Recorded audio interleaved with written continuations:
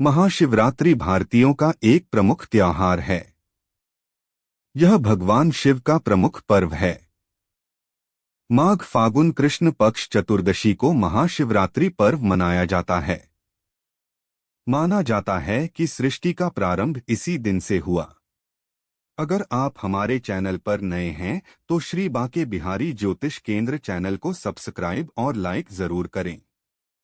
पौराणिक कथाओं के अनुसार इस दिन सृष्टि का आरंभ अग्निलिंग, जो महादेव का विशालकाय स्वरूप है, के उदय से हुआ।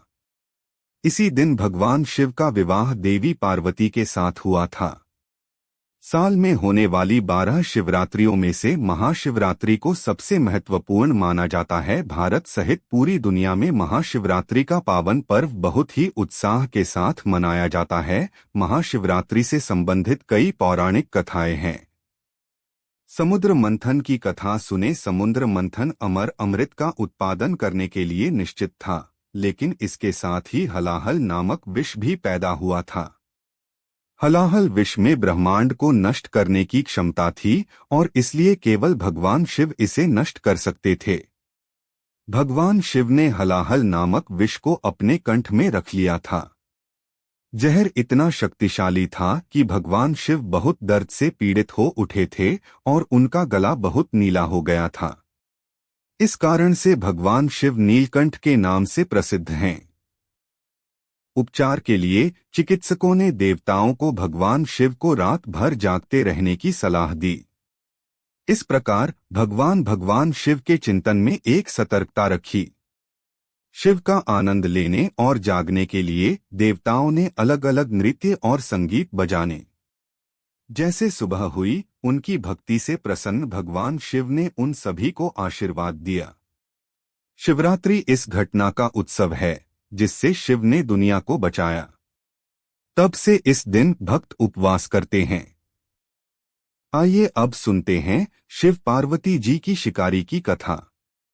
एक बार पार्वती जी ने भगवान शिव शंकर से पूछा, ऐसा कौन सा श्रेष्ठ तथा सरल व्रत पूजन है जिससे मृत्युलोक के प्राणी आपकी कृपा सहज ही प्राप्त कर लेते हैं। उत्तर में शिवजी ने पार्वती को शिवरात्रि के व्रत का विधान बताकर यह कथा सुनाई। एक बार चित्रभानु नामक एक शिकारी था। पशुओं की हत्या करके वह अपने कुटुंब को पालता था। वह एक साहूकार का ऋणी था, लेकिन उसका ऋण समय पर न चुका सका। क्रोधित साहूकार ने शिकारी को शिवमठ में बंदी बना लिया। संयोग से उस दिन शिवरात्रि थी। शिकारी ध्यानमग्न होकर शिव संबंधी धार्मिक बातें सुनता रहा।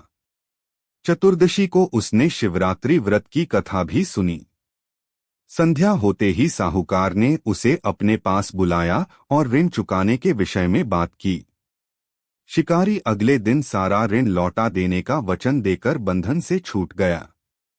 अपनी दिनचर्या की भांति वह जंगल में शिकार के लिए निकला, लेकिन दिन भर बंदी गृह में रहने के कारण भूख प्यास से व्याकुल था। शिकार करने के लिए वह एक तालाब के किनारे बेलवृक्ष पर पड़ाव बनाने लगा। बेल वृक्ष के नीचे शिवलिंग था जो बिल्वपत्रों से ढका हुआ था। शिकारी को उसका पता न चला। पड़ाव बनाते समय उसने जो टहनियां तोड़ी वे संयोग से शिवलिंग पर गिरी। इस प्रकार दिन भर भूखे प्यासे शिकारी का व्रत भी हो गया और शिवलिंग पर बेलपत्र भी चढ़ गए। एक पहर रात्रि बीत जाने पर एक गर्भिणी मृगी तालाब पर पानी पीने पहुंची। शिकारी ने धनुष पर तीर चढ़ाकर ज्यों ही प्रत्यंचा खींची, मृगी बोली, मैं गर्भिणी हूं, शीघ्र ही प्रसव करूंगी। तुम एक साथ 2 जीवों की हत्या करोगे, जो ठीक नहीं है। मैं बच्चे को जन्म देकर शीघ्र ही तुम्हारे समक्ष प्रस्तुत हो जाऊंगी, तब मार लेना। शिकारी ने प्रत्यंचा ढीली कर दी और मृगी जंगली झाड़ियों में लुप्त हो गई। कुछ ही देर बाद एक और मृगी उधर से निकली। शिकारी की प्रसन्नता का ठिकाना न रहा। समीप आने पर उसने धनुष पर बाण चढ़ाया। तब उसे देख मृगी ने विनम्रतापूर्वक निवेदन किया, हे पारधी, मैं थोड़ी देर पहले ऋतु से निवृत्त हुई हूं, कामातुर विरहिणी हूं, अपने प्रिय की खोज में भटक रही हूं। मैं अपने पति से मिलकर शीघ्र ही तुम्हारे पास आ जाऊंगी। शिकारी ने उसे भी जाने दिया। 2 बार शिकार को खोकर उसका माथा ठनका। वह चिंता में पड़ गया। रात्रि का आखिरी पहर बीत रहा था। तभी एक अन्य मृगी अपने बच्चों के साथ उधर से निकली।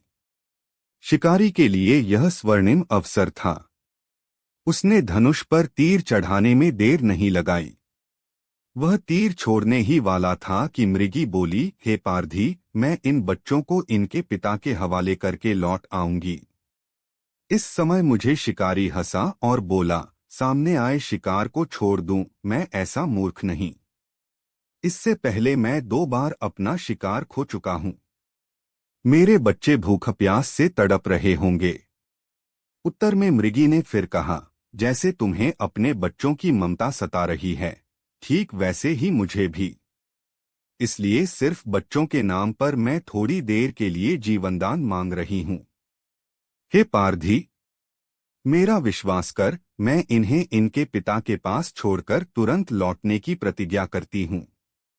मृगी का दीन स्वर सुनकर शिकारी को उस पर दया आ गई। उसने उस मृगी को भी जाने दिया। शिकार के अभाव में बेलवृक्ष पर बैठा शिकारी बेलपत्र तोड़ तोड़कर नीचे फेंकता जा रहा था। पौ फटने को हुई तो एक हृष्ट-पुष्ट मृग उसी रास्ते पर आया। शिकारी ने सोच लिया कि इसका शिकार वह अवश्य करेगा। शिकारी की तनी प्रत्यंचा देखकर मृग विनीत स्वर में बोला, हे पारधी भाई, यदि तुमने मुझसे पूर्व आने वाली 3 मृगियों तथा छोटे छोटे बच्चों को मार डाला है तो मुझे भी मारने में विलंब न करो, ताकि मुझे उनके वियोग में एक क्षण भी दुख न सहना पड़े। मैं उन मृगियों का पति हूँ। यदि तुमने उन्हें जीवनदान दिया है तो मुझे भी कुछ क्षण का जीवन देने की कृपा करो। मैं उनसे मिलकर तुम्हारे समक्ष उपस्थित हो जाऊंगा। मृग की बात सुनते ही शिकारी के सामने पूरी रात का घटनाचक्र घूम गया। उसने सारी कथा मृग को सुना दी। तब मृग ने कहा, मेरी तीनों पत्नियां जिस प्रकार प्रतिज्ञाबद्ध होकर गई हैं, मेरी मृत्यु से अपने धर्म का पालन नहीं कर पाएंगी। आठ जैसे तुमने उन्हें विश्वासपात्र मानकर छोड़ा है, वैसे ही मुझे भी जाने दो।